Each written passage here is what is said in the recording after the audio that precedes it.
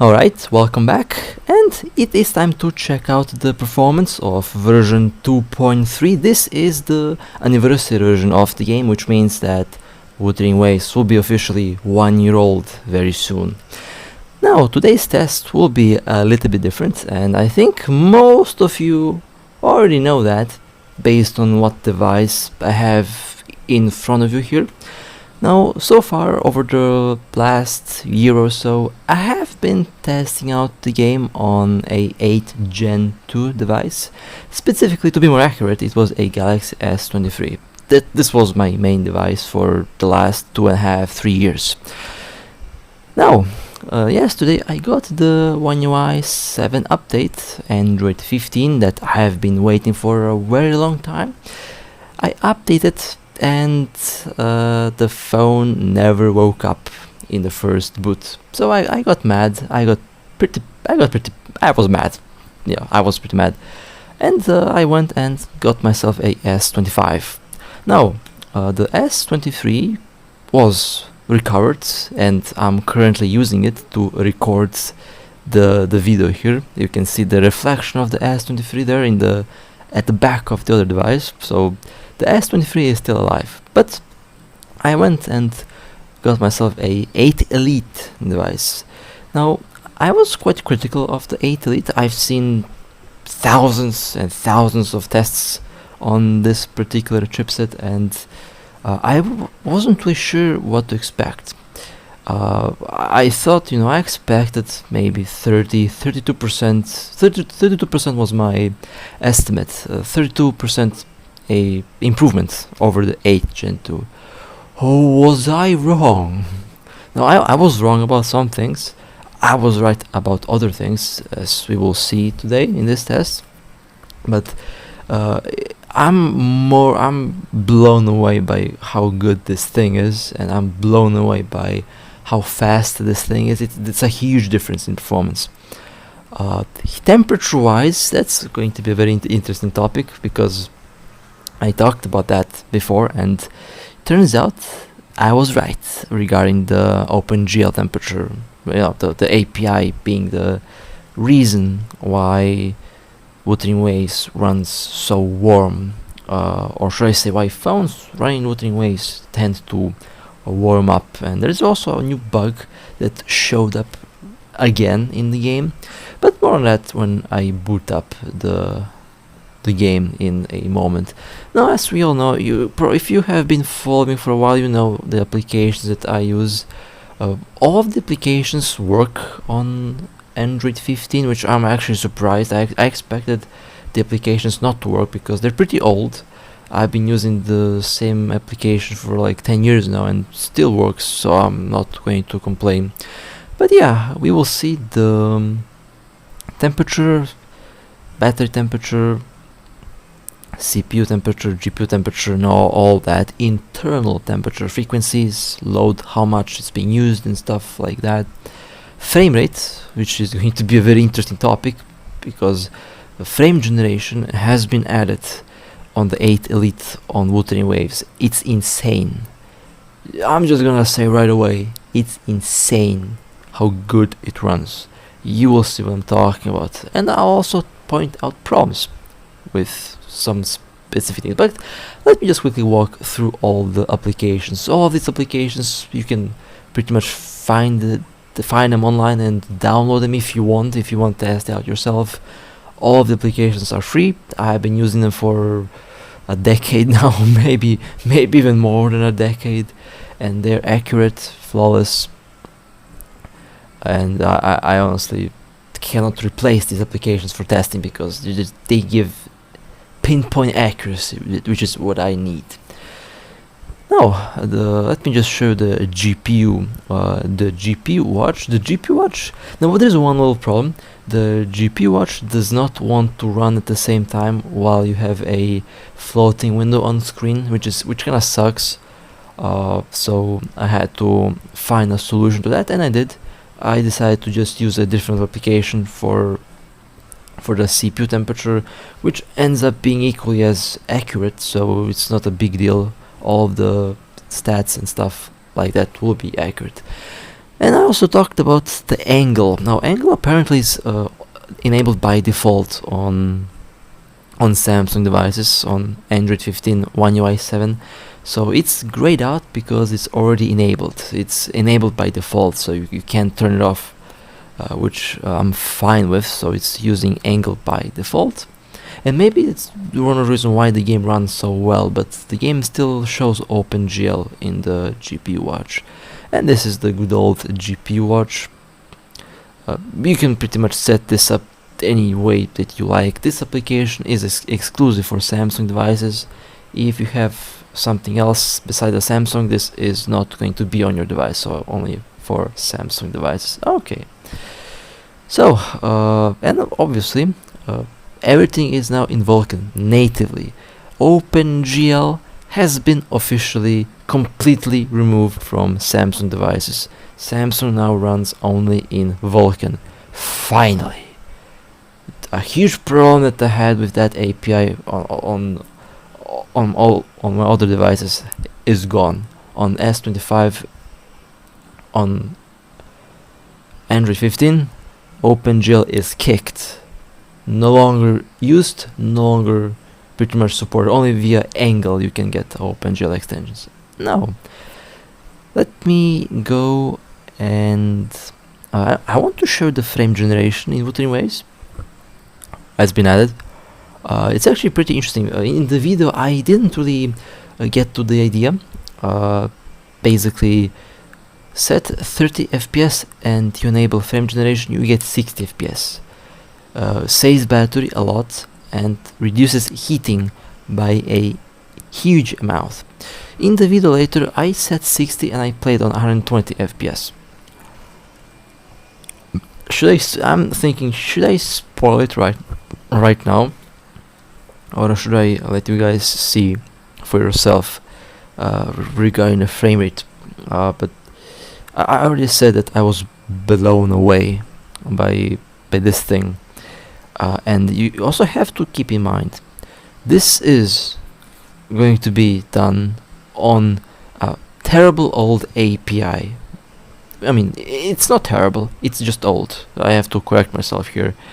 OpenGL is not terrible, it's just old, and there's better options available to replace it, as we have seen with Vulkan being there for a decade. But now, why is the camera so blurry? I don't know. Well, this is going to cause some issues, I guess, but later in the video hopefully that will be solved. Why is this dumb camera focusing on my dumb finger?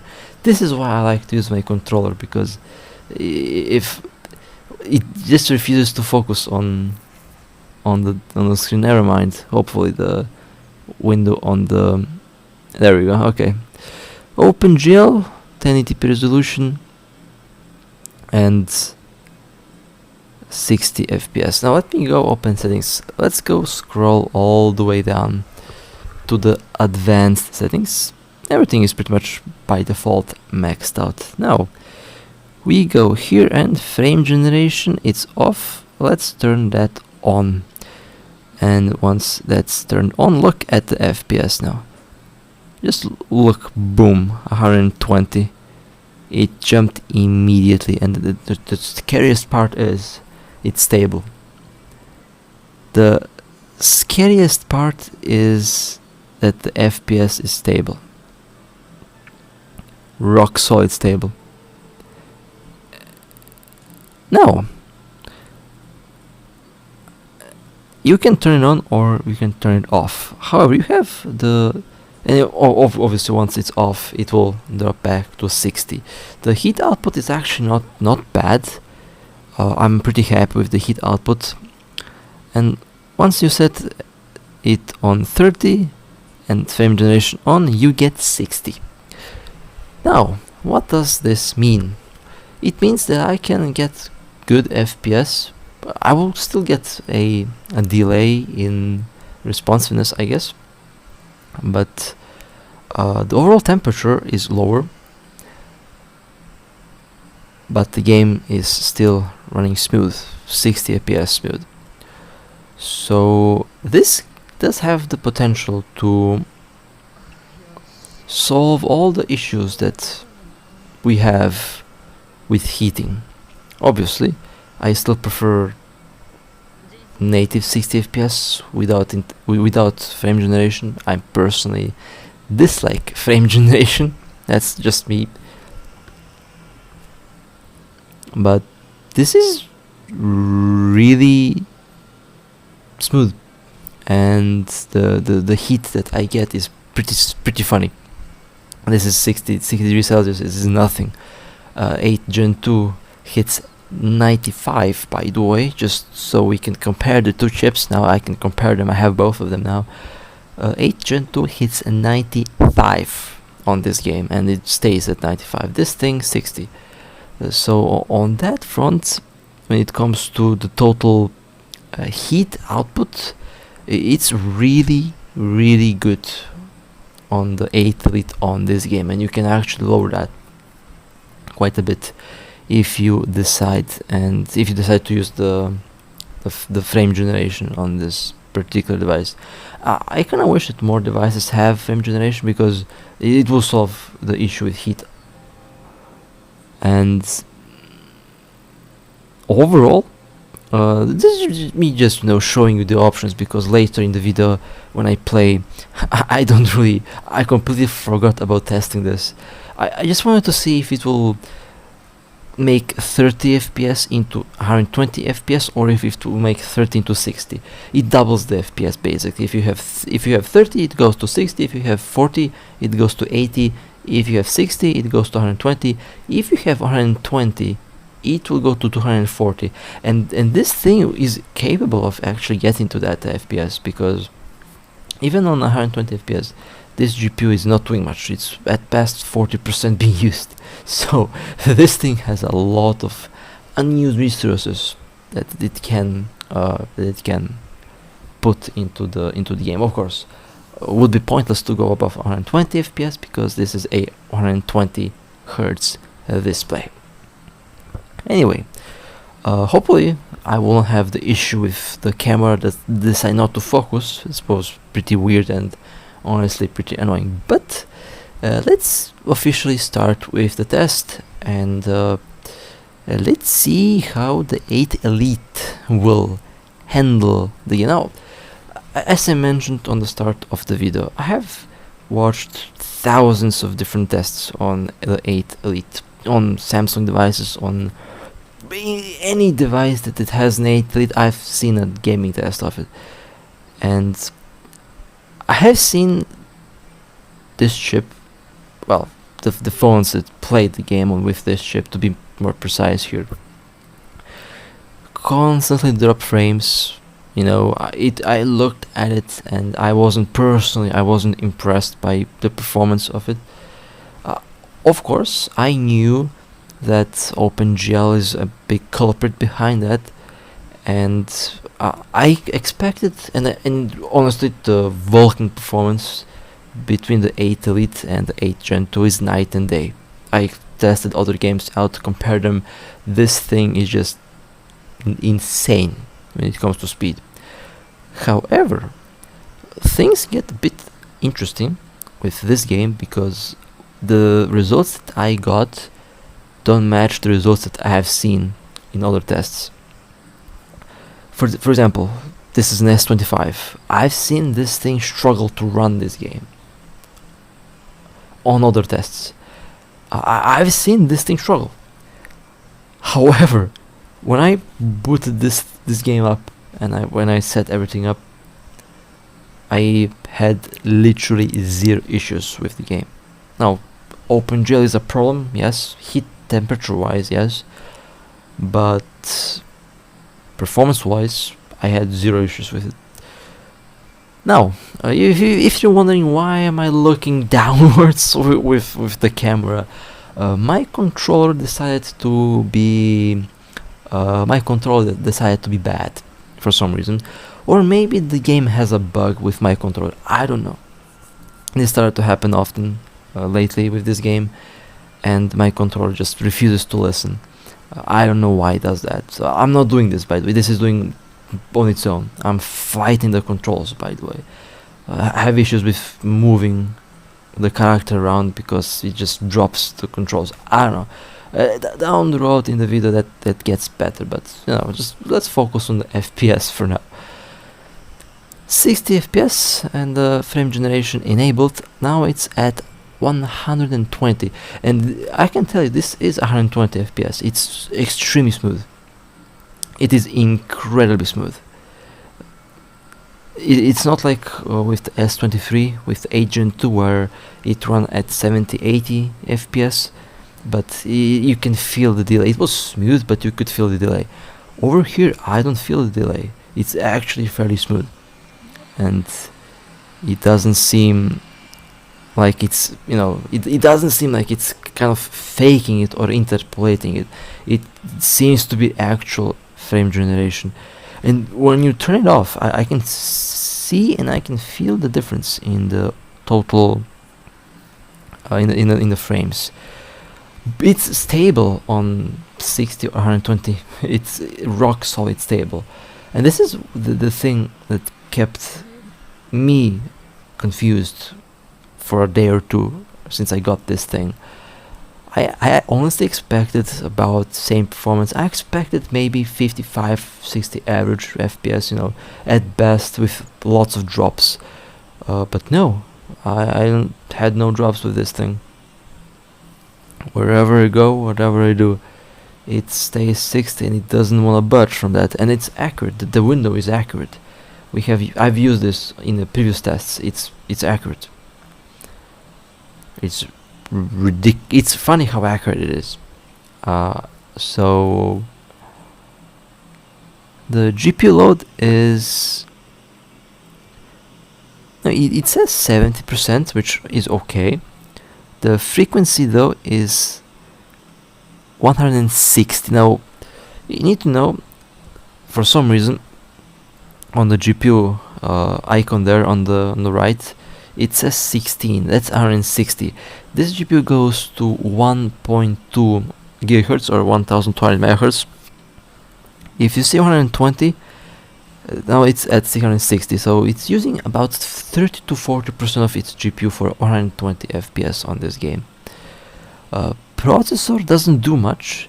It's at 20%, which is actually interesting because on the previous device the CPU was about averaging 40-50 with peaks to 70-80. In some cases it goes to 100. Over here it does behave like it's running in Vulkan. This is pretty much what you would expect and what you would see from a game that runs in Vulkan. However, it's not running in Vulkan, it's in OpenGL, which honestly is confusing, and it confused me personally because I expected a lot more CPU usage, yet we don't really see that. The CPU is admittably not doing much right now. Sure, it does have high clocks and it does load stuff, it does do stuff, but the total CPU usage right now on this device is not that high if we compare it with the previous device that I used. It's 50-60% less, which I find pretty interesting. By the way, maximum frequency 4.47 gigahertz on this thing. Kind of scary to think about that, but yeah. Well, let's go to my areas where I usually go. Let's walk around, let's do some combat, and let's see how the FPS will behave. Obviously, naturally, I will be doing the custom configuration test in this video as a part 2 very quickly after we finish with the first part, because I just need to know, am I able to use the custom configuration file and use the frame generation, and I want to see if it will still keep 120 FPS. For now, I don't even have a doubt that it can do that, because of, I mean, it's rock solid. This is kind of scary to think about that. Okay, the frequency on the GPU does go up. Okay, And my apologies if the left side seems a bit blurry. This camera is a little bit weird, that's for sure. But I think we can still see the FPS. Yeah, it's still visible.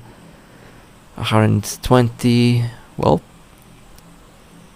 I'm officially impressed by this thing. That's for sure. Now the temperature, it's getting high, but this is normal for this device. For the 8 Elite, the maximum safe temperature is 105 degrees Celsius. That's the maximum safe temperature. So up until it gets to that number, it should be fine. For the 8 Gen 2, it's 95. So the maximum temperature on this particular chip has been raised, which is again understandable based on how high the clocks go. And the application actually will show you when the CPU does start to get a little bit warm. It will make the letters red, and you will see that in this video. But honestly, so far, yeah, it's still rock solid. It does not want to budge from 120, and this is where I really have a question. How the hell do the other 8 Elite devices that I have seen running the game, how do they drop below 40 or 50 FPS? I don't understand that, and I'm talking about phones that get cooling, by the way, that are actively cooled.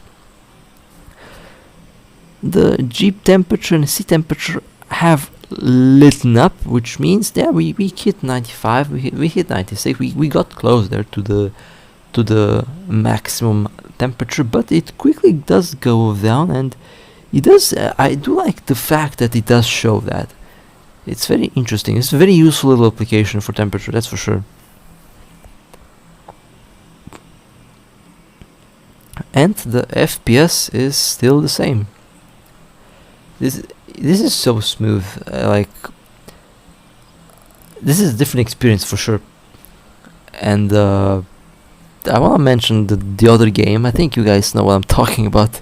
The other game, right? The other open world game, right? That still doesn't have 120 FPS on Android. It got controller support recently, but 5 years too late. They're so late with controller that I don't care. This game Wuthering Waves had controller support since day one, basically. And this game actually gave Android 120 FPS, which I'm pretty happy with, because imagine having. It's like they heard me saying. I have a feeling that they might have heard what I said, because I mentioned something about this before in the past in one of the older videos, and I have a feeling like they heard. And this is the thing that I like about these developers. They do listen, and they do deliver.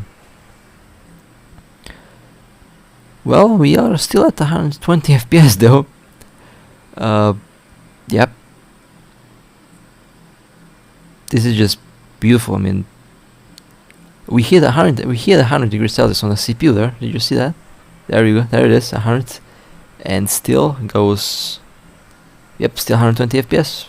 This is a OpenGL problem. It does still create a CPU overhead in its own way, although in this case the CPU is so strong that it simply doesn't care if it has a bottleneck or not. Like, this thing packs so much power that OpenGL or Vulkan, it doesn't really matter.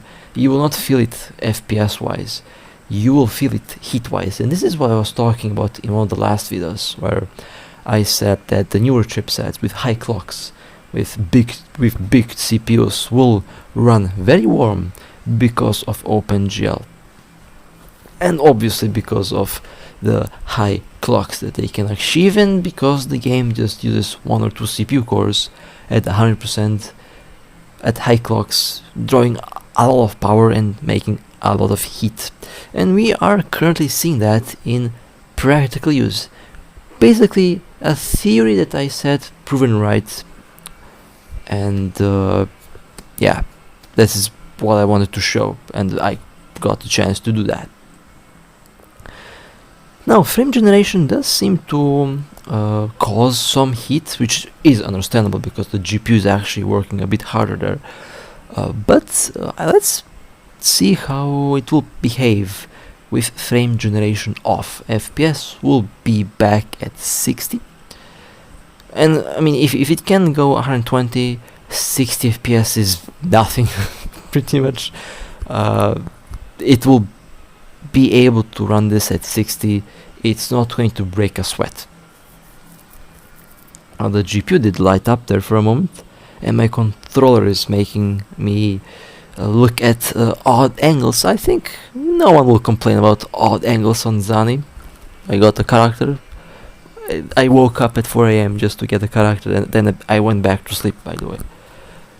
Yeah, I've been waiting for her for a very, very long time, that's for sure. And I got her pretty quickly too, so no complaints from me. Well, the total GPU usage did drop.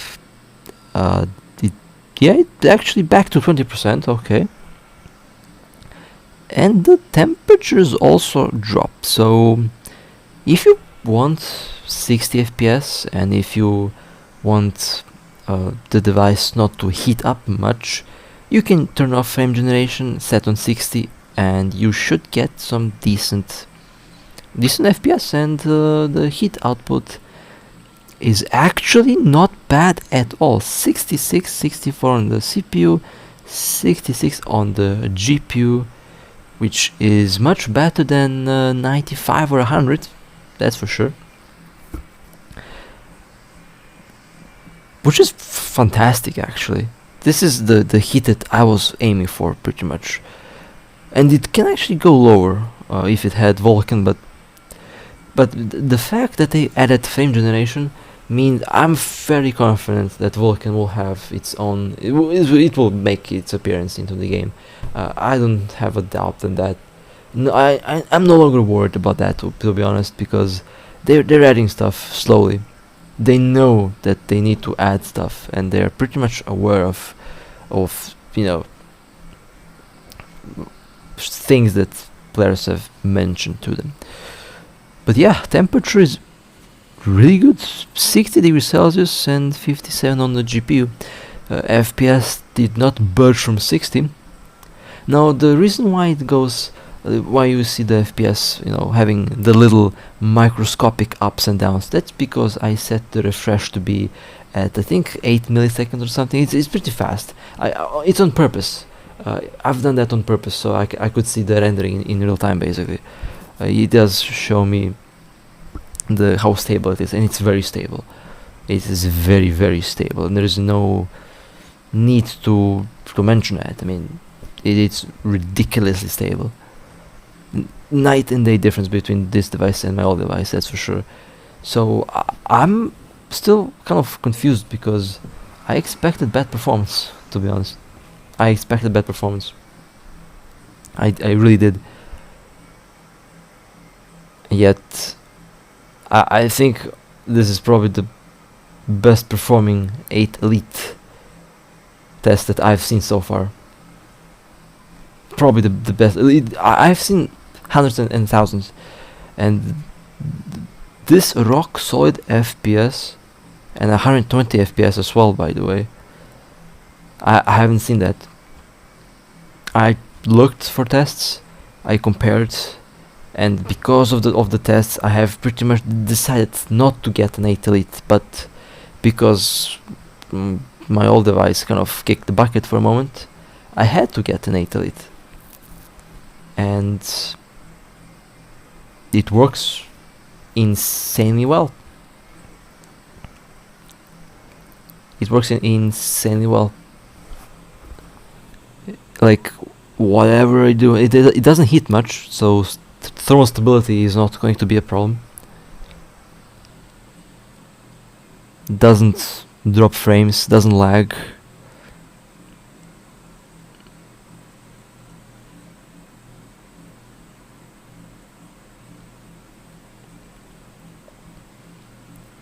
I mean, I've I mean, no words to describe this actually.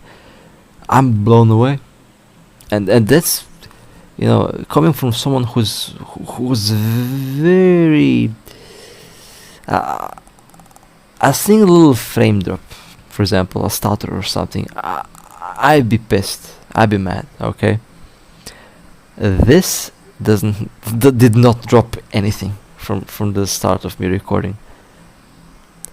When you load the screen, it's 1 FPS in the loading screen. That doesn't count. We count only when it's being played. But yeah, I mean, would be time for me to go and let me just walk around this area. This is a very demanding area, wide open area, with lots of stuff, and usually my old device knows to drop FPS here. This thing, nope, and it also looks really good. This is with the default game settings. This is not with the custom configuration file. The custom configuration file will be in a minute, and naturally we will be testing out the performance on that as well. But the first part of the test, this thing smashed it, absolutely destroyed it. Like, this is pretty much the performance that I was looking for, and this is how every single device would run this game if the game had Vulkan. Now, as I mentioned before, this thing, its CPU cannot be bottlenecked. Like, this game cannot bottleneck it. It's overkill. This thing is pretty much overkill when it comes to performance. However, buying a new device is not the solution, and I'll stick to it. I got this thing because my old device kicked the bucket. It stopped working. The update messed it up for a moment. I decided, okay, if this is not going to work, you know, it's time to get something new. And the only reason why this thing is in my hands now is because the software update messed up. If the update went smoothly, I would be testing it out on the S23, not on the S25. So yeah, maybe that's, I don't really know what to say else about what happened. It didn't cost much. I mean, let's not go there. Let's not go to the price, because prices are different in different countries. So somewhere it's cheap, somewhere it's expensive. So yeah, that's understandable. Okay, so this was the normal test with the default settings, and now I have set the custom configuration as I usually do. Native resolution. I need to test this out in 4K and above. It would be pretty funny. It will run it pretty well actually, and yeah, immediately the game looks much better. That's a given. Native resolution, boosted effects and stuff like that. Initial hit output, yeah, it does. Now the starting screen started to heat up phones again. This is something that was fixed, but it's back at melting your phone when you're starting the game. That's something that Kuro needs to fix again. That's one thing that they messed up. But here we are with the custom configuration file, and oh man, this looks good, and it runs good. Okay, let's go and let's see. Okay, everything is pretty much still on maximum. Frame generation on, and yep, 120 FPS with a custom configuration file for quality. This is something that my old device struggled with. Well, not exactly struggled with. It ran at like 50, 45, 50, 60 FPS. It wasn't stable. That's the thing. Stability. This thing is stable. 120 FPS, and I can see a little bit more heat being produced, but at the same time, This is pretty much continuation of the test, so it's normal to be warm from the previous test, but yeah, a slight increase in total temperature, but nothing too major. The FPS is just funny to look at. This is, I have no words. I mean, it runs at 830 megahertz. Okay, that's about, I would say, maybe 50-60% of full speed. And it's still not anywhere close to being maxed out, which is hilarious to think about. And this is without. This is with the frame generation off. Temperature is about the same as it was before. Okay, let's put that to the test. Let's actually go and do some boss battles. Let's see how this thing will handle that. And let me just use a bypass charging, because I want this battery to live a long, happy life. Now the battery is disconnected and the charger is being used as a power supply. Something that Samsung has, and I pretty much use because it's extremely useful. Okay, shall we look at the beauty of the scenery first? Oh yes, this looks good. That's a given. That's right. Show those physics. Now this game has some very interesting. I mean, her story. I'm getting sidetracked a little bit, but her story was so good. I really enjoyed the story, and the ending. You know, I'm not gonna spoil anything. It's just a huge thumbs up for me. Those who know. Anyway, let's see. My controller is. It's difficult not to eat this controller. I have to admit, but I don't have a second one. So, rock solid 60 FPS with a custom configuration file for quality, native resolution, and temperature is really good. GPU temperature is chilling. GPU is at 60 degrees Celsius, CPU is at 60 degrees Celsius, which is amazing on this game. Those temperatures are amazing, because again, OpenGL on a demanding big game is a recipe for heat. But this thing doesn't seem to care about that, because it, as I mentioned before, it packs so much CPU that it doesn't really need to do much. Like, I don't know how else to explain it, but this chipset pretty much is a bit on the crazy side when it comes to performance. I didn't personally expect it to perform this good, but I'm completely blown away by this thing. There it is. Did go a little bit into the red, which is to be expected. It had a little spike in load, which is interesting. It might spike again. CPU at 27, 25, 30%. Rarely going above that. It's very interesting, because every single device that I tested, CPU never went below a certain threshold, never went below 40 or 50. But here, it's actually really low. You know, could very well be the angle doing its thing. Could be the case, honestly.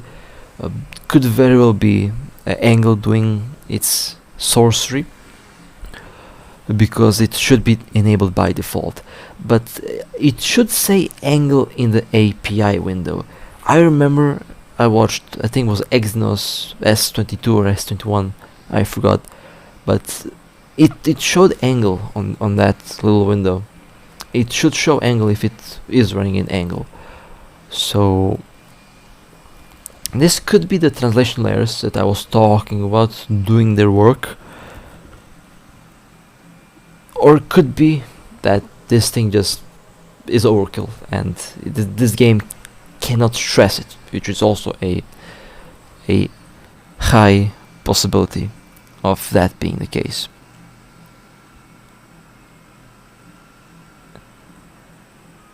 I mean, did we have a single frame drop besides loading screen, which I don't count, by the way? Loading screen doesn't count. Did I have a single like frame drop to like 40? You know, did I have a stutter or something throughout recording this?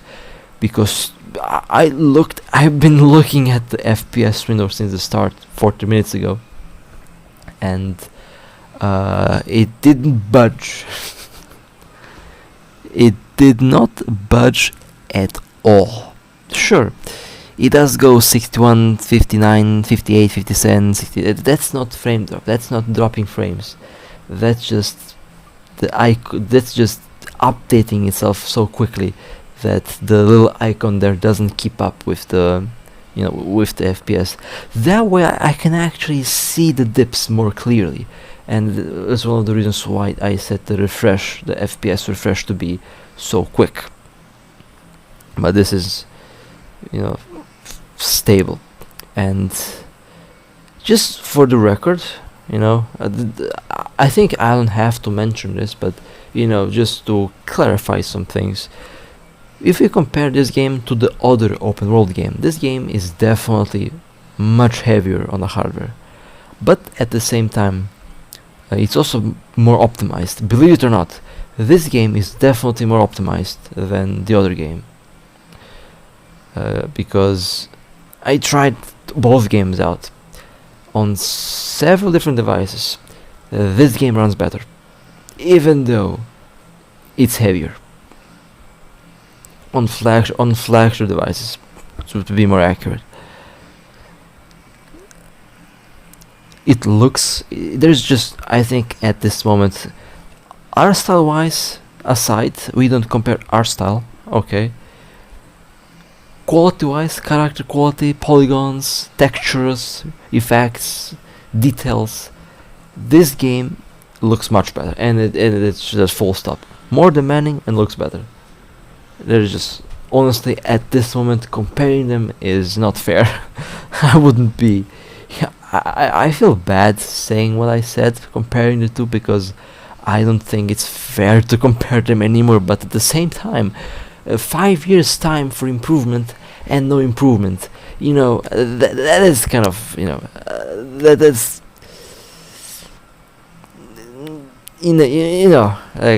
that's a thing that a developer that looks for the game and looks for the longevity of the game, they update the game over time, and they will not make the game look outdated.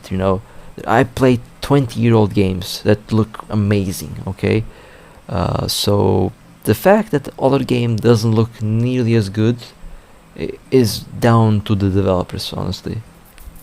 We as the player, we can just give feedback. It's up to the developer to deliver and to actually, make the player happy. Kuro's doing that so far. That's why I'm playing their games. They're awesome developers. They treat their players nice, and they make good games. So I'm here and testing them out, playing them out, having fun basically. Anyway, we are nearing the end of this video, and I'm blown away by this thing. This is the smoothest 8 Elite test that I've personally seen, and this is not even a gaming phone. This is a Samsung, by the way, which is supposedly bad, but I'll just let the FPS speak for itself, okay? The FPS will speak for itself. No lag, no FPS drops, no problems, smooth from start to finish. And well, I will be continuing with the tests. I won't compare 8 Gen to an 8 Elite. This is the thing that I'll do next time. I think I'll just compare the two devices side by side on this game, just out of curiosity. I need to see with my own eyes if I'm not tripping, if I didn't mess something up, okay? But I will do the same test on this device and on the S23 again, with the same settings, same options, with the custom configuration file with the same settings on both, and then we might actually get a little of an idea how much of a improvement it actually is. Now I'll just tell you right away, the total improvement in FPS is 300%. It triples the FPS minimum, which corresponds with the architecture, the shaders, the frequency of the GPU, the size of the GPU, and overall it corresponds with the actual hardware inside. And that was a fun test. I mean, I had fun. I legitimately had fun and have fun testing things out. And with that being said, tell me what you think about the performance on this thing, on this device, in this video. Was it good or was it bad? I'm just, I still have a hard time believing it because of the tests that I've seen, but tell me what you think about the performance in 2.3. And with that being said, hope you guys enjoyed. If you would like to support me, feel free to like and subscribe. And with that being said, I'll see you next time.